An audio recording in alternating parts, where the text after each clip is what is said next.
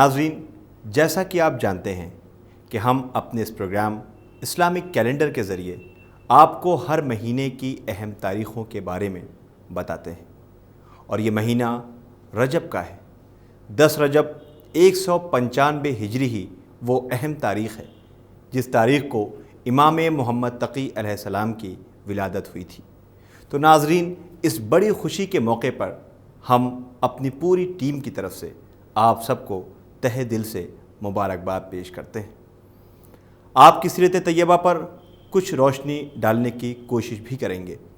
ناظرین، آپ کا نام محمد ہے اور آپ کی کنیت ابو جعفر ہے، اور آپ کے القاب جواد، قانے، مرتضیٰ ہیں، اور آپ کا مشہور ترین لقب تقی ہے۔ آپ کے والد کا نام امام علی رضا ہے۔ آپ کی والدہ کا نام خیزران عرف سبیقہ ہے۔ آپ کی والدہ کا نام خیزران عرف سبیقہ ہے۔ ماہ رجب کی 10ویں تاریخ تھی جب امام رضا علیہ السلام کو پروردگار نے وہ فرزند عطا فرمایا جسے ان کے جملہ کمالات کا وارث اور ان کے منصب کا جانشین قرار دیا تھا۔ اس وقت آپ کی عمر مبارک کے تقریباً 47 سال گزر چکے تھے، اور لوگ آپ کو طعنہ دیتے تھے کہ رب العالمین نے آپ کو لاولد قرار دیا ہے۔ یہاں تک کہ ایک شخص نے آپ کو خط لکھ دیا کہ آپ لاولد ہیں، لہٰذا آپ کی امامت مشکوک ہے، جس کے جواب میں آپ نے فرمایا کہ عنقریب مجھے پروردگار ایسا فرزند عطا فرمائے گا جو میرا وارث ہوگا اور حق و باطل کے درمیان فرق قائم کرنے والا ہوگا۔ ناظرین، نبوت کی طرح امامت بھی اللہ کی طرف سے ایک عطیہ ہے۔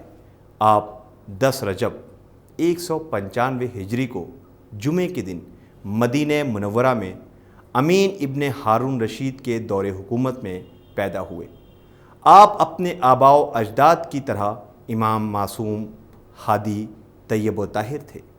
امام محمد تقی علیہ السلام اپنے والد ماجد حضرت امام علی رضا علیہ السلام کی شہادت کے بعد تمام لوگوں کا اسی طرح خیال رکھتے تھے جس طرح آپ کے والد گرامی رکھتے تھے، اور آپ بھی اپنے آباء و اجداد کی طرح علم لدنی کے مالک تھے۔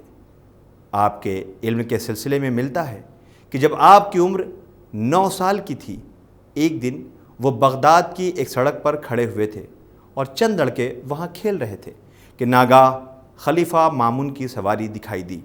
سب لڑکے ڈر کر بھاگ گئے، مگر امام محمد تقی علیہ السلام اپنی جگہ پر کھڑے رہے۔ جب مامون کی سواری وہاں پہنچی تو اس نے حضرت امام محمد تقی علیہ السلام سے مخاطب ہو کر کہا کہ صاحبزادے، جب سب لڑکے بھاگ گئے تو تم کیوں نہیں بھاگے؟ امام علیہ السلام نے جواب دیا کہ میرے کھڑے رہنے سے راستہ تنگ نہیں ہو گیا، جو ہٹ جانے سے وسیع ہو جاتا، اور نہ ہی میں نے کوئی جرم کیا تھا جو میں ڈر کر چلا جاتا۔ میرا خیال یہ ہے کہ تو بے گناہ کو نقصان نہیں پہنچائے گا۔ مامون کو امام علیہ السلام کا بیان پسند آیا۔ اس کے بعد مامون وہاں سے آگے بڑھا۔ اس کے ساتھ شکاری باز تھا۔ جب آبادی سے باہر نکل گیا تو اس نے وہاں باز کو چھوڑ دیا۔ باز آنکھوں سے اوجھل ہو گیا، اور جب واپس آیا تو اس کی چوش میں ایک چھوٹی سی زندہ مچھلی تھی، جس کو دیکھ کر مامون بہت متعجب ہوا۔ تھوڑی دیر میں جب وہ واپس لوٹا تو اس نے حضرت امام محمد تقی علیہ السلام کو دوسرے لڑکوں کے ساتھ وہیں دیکھا جہاں وہ پہلے تھے۔ لڑکے مامون کی سواری دیکھ کر پھر بھاگے، لیکن حضرت امام محمد تقی علیہ السلام اسی طرح کھڑے رہے جس طرح پہلے کھڑے تھے۔ مامون امام علیہ السلام کے قریب آیا تو مٹھی بند کر کے کہنے لگا کہ صاحبزادے، بتاؤ میرے ہاتھ میں کیا ہے؟ امام علیہ السلام نے فرمایا، اللہ تعالیٰ نے اپنے دریائے قدرت میں چھوٹی مچھلیاں پیدا کی ہیں، اور سلاطین اپنے باز سے ان مچھلیوں کا شکار کر کے اہل بیت رسالت کے علم کا امتحان لیتے ہیں۔ یہ سن کر مامون بولا، بے شک آپ علی بن موسیٰ رضا کے فرزند ہو۔ ناظرین، مامون امام علیہ السلام کی فضیلت کو سمجھنے لگا اور آپ کی عزت و توقیر کرنے لگا، اور اپنی بیٹی الفضل کی شادی امام علیہ السلام سے کرنے کا ارادہ ظاہر کیا۔ جس کی مخالفت عباسیوں نے کی، لیکن مامون نے سب کو جواب دیا کہ محمد کم سن ضرور ہیں، مگر میں نے اندازہ کر لیا ہے کہ اوصاف و کمالات میں وہ اپنے باپ کے پورے جانشین ہیں، اور عالم اسلام میں بڑے بڑے علماء ان کا مقابلہ نہیں کر سکتے۔ اگر تم چاہو تو امتحان لے کر دیکھ لو، پھر تمہیں بھی میرے فیصلے سے متفق ہونا پڑے گا۔ یہ سن کر ان لوگوں نے امام محمد تقی علیہ السلام کا امتحان لینے کے لیے مناظرے کی دعوت دی، جسے مامون نے قبول کر لیا، اور امام محمد تقی علیہ السلام سے بحث کرنے کے لیے ان لوگوں نے بغداد کے سب سے بڑے عالم یحییٰ بن اقسم کو منتخب کیا۔ ایک طرف امام محمد تقی علیہ السلام تھے اور دوسری طرف شہر کا سب سے بڑا قاضی۔ اس خبر کی شہرت سے لوگوں کا ہجوم ہو گیا۔ مورخین کا بیان ہے کہ اس عظیم الشان جلسے میں 900 کرسیاں صرف علماء اور فضلاء کے لیے مخصوص تھیں۔ مامون نے حضرت امام محمد تقی علیہ السلام کے لیے اپنے پہلو میں مسند بچھائی اور حضرت کے سامنے یحییٰ بن اقسم کے بیٹھنے کی جگہ معین کی۔ ہر طرف سناٹا تھا۔ مجمع گفتگو شروع ہونے کا انتظار کر رہا تھا، اور سب لوگ اس طرح خاموش بیٹھے تھے جیسے ان کے سروں پر طائر بیٹھے ہوں۔ اس خاموشی کو یحییٰ بن اقسم کے اس سوال نے توڑ دیا جو اس نے مامون کی طرف مخاطب ہو کر کیا تھا۔ حضور، کیا مجھے اجازت ہے کہ میں ابو جعفر سے کوئی مسئلہ دریافت کروں؟ مامون نے کہا، تم کو خود انہی سے اجازت طلب کرنا چاہیے۔ یہ سن کر یحییٰ امام علیہ السلام کی طرف متوجہ ہوا اور کہا، کیا آپ اجازت دیتے ہیں کہ میں آپ سے کچھ دریافت کروں؟ حضرت نے فرمایا، اے یحییٰ، تم جو پوچھنا چاہتے ہو پوچھ سکتے ہو۔ یحییٰ نے کہا، یہ فرمائیں کہ حالت احرام میں اگر کوئی شخص شکار کرے تو اس کا کیا حکم ہے؟ آپ نے جواب میں فرمایا، اے یحییٰ، تمہارا سوال بالکل مبہم اور مہمل ہے۔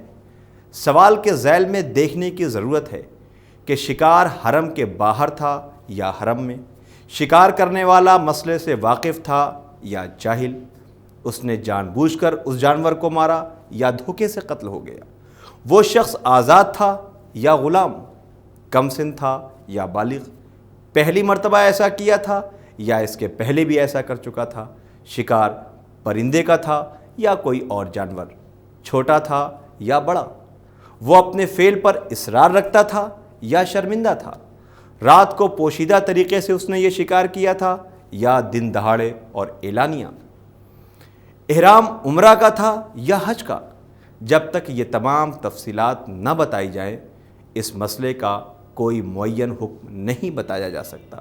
ناظرین، یحییٰ سمجھ گیا کہ میں ان کا مقابلہ نہیں کر سکتا، اس لیے کہ جو بات اس کے ذہن میں تھی بھی نہیں، اس کی جانب امام علیہ السلام نے اشارہ کر دیا، اور اس بات کا اندازہ اس کے چہرے سے صاف عیاں تھا، جس کو تمام دیکھنے والوں نے دیکھ لیا اور سمجھ گئے کہ کون عالم و غالب ہے۔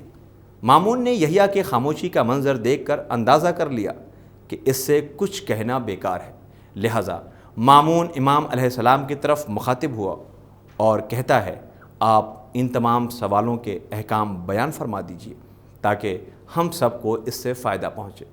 امام علیہ السلام نے تفصیل کے ساتھ تمام سوالوں کے الگ الگ جو احکام تھے اس طرح بیان فرما دیے۔ آپ نے فرمایا، اگر احرام باندھنے کے بعد حرم کے باہر شکار کیا ہے اور وہ شکار پرندے کا ہو اور بڑا بھی ہو تو اس کا کفارہ 1 بکری ہے، اور اگر یہی شکار احرام میں کیا گیا ہے تو 2 بکریاں ہیں، اور اگر کسی چھوٹے پرندے کا حرم کے باہر شکار کیا گیا ہے تو دمبے کا 1 بچہ جو اپنی ماں کا دودھ چھوڑ چکا ہو کفارہ دے گا، اور اگر حرم میں شکار کیا گیا ہے تو اس پرندے کی قیمت اور 1 دمبا کفارہ دے گا، اور اگر وہ شکار چوپایا ہو تو اس کی کئی قسمیں ہیں، اگر وہ وحشی گدھا ہے تو 1 گائے، اور اگر شتر مرغ ہے تو 1 اونٹ، اور اگر ہرن ہے تو 1 بکری کفارہ دے گا۔ یہ کفارہ تو جب ہے کہ شکار حرم کے باہر کیا گیا ہو، لیکن اگر حرم میں کیے ہوں تو یہی کفارے دوگنے ہوں گے۔ اور ان جانوروں کو جنہیں کفارے میں دے گا، اگر احرام عمرہ کا تھا تو خانہ کعبہ تک پہنچائے گا اور مکے میں قربانی دے گا، اور اگر احرام حج کا تھا تو منی میں قربانی کرے گا۔ اور ان کفاروں میں عالم و جاہل دونوں برابر ہیں۔ ارادے سے شکار کرنے میں گنہگار بھی ہوگا، ہاں بھولے سے شکار کرنے میں گنہگار نہیں ہے۔ اور آزاد اپنا کفارہ خود دے گا، اور غلام کا کفارہ اس کا مالک دے گا۔ اور چھوٹے بچے پر کوئی کفارہ نہ ہوگا، اور بالغ پر کفارہ دینا واجب ہے۔ اور جو شخص اپنے اس فعل پر نادم ہو آخرت کے عذاب سے بچ جائے گا، لیکن اگر اس فعل پر اصرار کرے گا تو آخرت میں بھی اس پر عذاب ہوگا۔ یہ جوابات سن کر یحییٰ ہکا بکا رہ گیا، اور سارے مجمع سے احسنت احسنت، بہت خوب کی آواز بلند ہونے لگی۔ مجمع میں جوش و خروش تھا، سب نے ایک زبان ہو کر مامون سے کہا، بے شک جو آپ کی رائے ہے وہ بالکل صحیح ہے، اور یقیناً محمد بن علی رضا کا کوئی مثل نہیں ہے۔ ناظرین، اس عظیم الشان مناظرے میں امام علیہ السلام کی شاندار کامیابی نے مامون کو آپ کا اور گرویدہ بنا دیا۔ اس جلسے میں اس نے اپنی بیٹی ام الفضل کا عقد امام علیہ السلام سے کر دیا۔ ناظرین، اس کے بعد وقت گزرتا رہا۔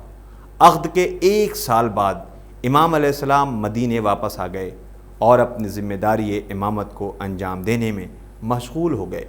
لوگ امام علیہ السلام کے اخلاق و کردار کو دیکھ کر آپ کے پاس ہر وقت رہتے اور آپ سے دین کی باتیں معلوم کرتے اور اس پر عمل کرتے، یہاں تک کہ 219 ہجری میں مامون کی موت ہو گئی، اور اس کی جگہ اس کے بھائی نے خلافت کے منصب کو سنبھالا، اور منصب کو سنبھالتے ہی حضرت امام محمد تقی علیہ السلام کے سلسلے میں اس نے مامون والی ہی سیاست اختیار کی، اس لیے کہ اس نے دیکھ لیا تھا کہ اگر یہ کچھ دن اور مدینے میں رہ گئے تو ہمارا ظلم لوگوں کے سامنے آ جائے گا۔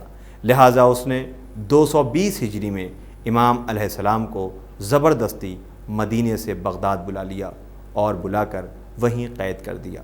لیکن جب بھی کوئی مشکل پیش آتی تو امام علیہ السلام ہی اس مشکل کو دور کرتے۔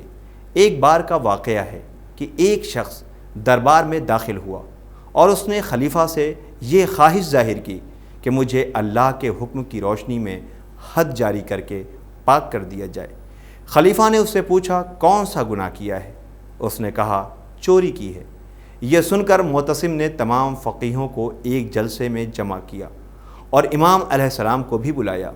پہلے اس نے ابن ابی داؤد سے سوال کیا کہ چور کا ہاتھ کہاں سے کاٹا جائے؟ ابن ابو داؤد نے کہا، کلائی سے، اور اپنی دلیل میں قرآن کی آیت فَاغْسِلُوا وُجُوهَكُمْ وَأَيْدِيَكُمْ کو پڑھا۔ فقہا کا ایک گروہ ان کی بات سے راضی تھا تو دوسرا گروہ ان کی بات سے راضی نہ تھا، اور کہا کہ کہنیوں سے ہاتھ کاٹنا چاہیے، اور انہوں نے اپنے نظریے کی تائید میں آیت فَاغْسِلُوا وُجُوهَكُمْ وَأَيْدِيَكُمْ إِلَى الْمَرَافِقِ کو دلیل بنایا۔ معتصم نے امام محمد تقی علیہ السلام کی طرف رخ کیا اور پوچھا، اس مسئلے میں آپ کا نظریہ کیا ہے؟ امام علیہ السلام نے فرمایا، یہ لوگ اپنا نظریہ پیش کر چکے، اب مجھے اس سے الگ رکھ۔ معتصم نے اصرار کیا اور امام علیہ السلام کو قسم دے کر کہا کہ آپ اپنا نظریہ بیان کریں۔ امام علیہ السلام نے فرمایا، چونکہ تم نے قسم دلائی ہے اس لیے میں اپنا نظریہ بیان کرتا ہوں۔ دونوں فریقوں نے غلط فیصلہ کیا ہے، کیونکہ چور کی فقط انگلیاں کاٹی جائیں گی۔ آپ نے فرمایا اس لیے کہ رسول خدا صلی اللہ علیہ وآلہ وسلم نے فرمایا ہے کہ سجدہ 7 اعضاء پر واجب ہے: پیشانی، دونوں ہاتھ کی ہتھیلیاں، دونوں پیر کے گھٹنے اور انگوٹھے۔ لہٰذا چور کا ہاتھ اگر کوہنیوں سے کاٹا جائے گا تو اس کے ہاتھ نہیں بچے گا کہ وہ سجدہ بجا لائے، اور دوسرے یہ کہ خدا فرماتا ہے سجدے کی جگہیں اللہ کے لیے ہیں، پس اللہ کے ساتھ کسی کو نہ پکارو، لہٰذا جو خدا کے لیے ہے اس کو کاٹا نہیں جائے گا۔ معتصم کو امام کا نظریہ پسند آیا اور اسی پر عمل کرنے کا حکم دیا۔ ناظرین، آئیے اس خوشی کے موقع پر امام علیہ السلام کے کچھ اقوال زرعی پیش کرتے ہیں۔ حضرت محمد تقی علیہ السلام فرماتے ہیں، جس نعمت کا شکریہ ادا نہ کیا جائے وہ اس گناہ کے مثل ہے جو بخشا نہ جائے۔ بہار جلد 78 پیج 365۔ آپ نے فرمایا، ثابت قدم رہو تاکہ مقصد تک یا اس کے قریب تک پہنچ جاؤ۔ بہار جلد 78 پیج 364۔ اسی طرح آپ نے فرمایا، مومن کی عزت اسی میں ہے کہ لوگوں سے بے نیاز رہے۔ بہار جلد 78 پیج 365۔ آپ نے فرمایا، جو خواہشات نفس کی پیروی کرے گا وہ دشمن کی خواہشات پوری کرے گا۔ بہار جلد 78 پیج 364۔ آپ نے فرمایا، جو خدا کی مدد سے مالدار ہوگا لوگ اس کے محتاج ہوں گے، اور جو متقی ہوگا لوگ ان سے محبت کریں گے۔ احقاق الحق پیج 429۔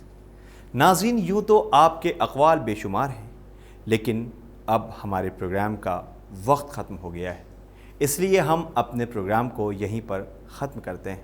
انشاءاللہ تاریخ کی مناسبت سے پھر حاضر ہوں گے، تب تک کے لیے ہمیں اجازت دیں۔ خدا حافظ۔